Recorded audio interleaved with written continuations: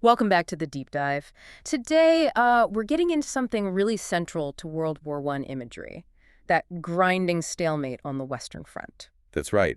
We'll be looking at how things shifted, from those early mobile phases to the entrenched warfare that really defined things from late 1914 onwards. Based on some solid historical analysis, of course. Exactly. Because almost before anyone knew it, this huge line of fortifications just appeared, stretched all the way from the North Sea down to the Swiss border, over 400 miles. And it basically didn't move for years, did it? Incredible. Barely budged. It's quite something to comprehend.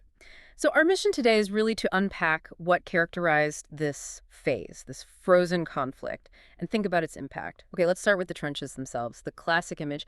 What was the reality behind those long ditches? Well, you have to picture this complex network, not just one ditch, often multiple lines deep, all dug for defense. But living in them, it was truly horrific. How so? Think constant damp, freezing cold or sweltering heat, mud everywhere, sometimes waist deep.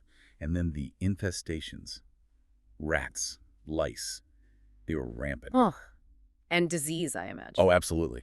Things like trench foot were common, dysentery. Yeah. Plus the constant psychological strain of being under shell fire. It was a kind of living hell. And then right in front of them was this area called No Man's Land. Even the name sounds desolate. It was terrifying. A completely churned up landscape from artillery shells, full of barbed wire entanglements, shell craters often filled with water, and grimly, the remains of soldiers from failed attacks. Just venturing out there sounds like a death sentence. Pretty much. It was designed to be impassable, really, especially Right. with the new weapons making it so lethal. Machine guns could just scythe down advancing troops. Right.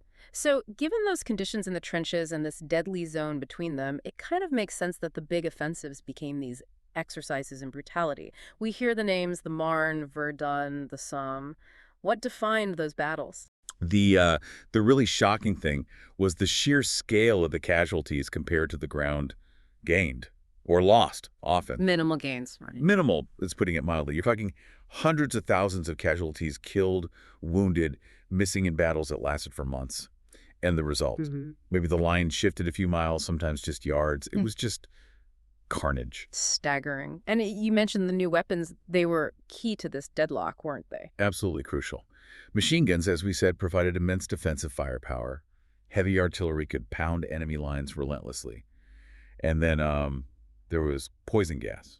A truly horrific innovation. Yes, it added a whole new dimension of terror. Indiscriminate, terrifying. All these things together just amplified the killing power and made breaking through the enemy lines incredibly difficult and costly. So with no real breakthroughs possible, the whole thing just turned into a war of attrition. Is that the right way to think about it? That's exactly it. Attrition. The objective wasn't really about capturing key strategic points anymore, not in the traditional sense. It became about bleeding the other side dry. Wearing them down. Precisely. Wearing down their manpower, their resources, their actual will to continue fighting. It demanded unbelievable endurance from the soldiers, just constant exposure to death and trauma. The aim was simply to inflict unbearable losses. You get glimpses of that in soldiers' letters, don't you? That sense of despair mixed with this incredible resilience, but always this longing for it just to end. You do. The human cost is palpable in those letters. And despite all that effort, all that immense loss on both sides, the stalemate just held for years. Neither side could land that knockout blow. No decisive breakthrough came. Those trench lines became this incredible, powerful symbol of the whole war, stagnation, death, this seemingly endless conflict that just consumed lives. Okay, so pulling it all together, the Western Front was really defined by this brutal static warfare. Trenches, massive casualties for tiny gains, and this grim strategy of attrition. That sums it up well. Stalemate, brutality, attrition. The trenches really stand as this stark monument to the industrial scale of killing in World War I. It definitely gives you a lot to think about. And maybe here's something for you, the listener, to consider.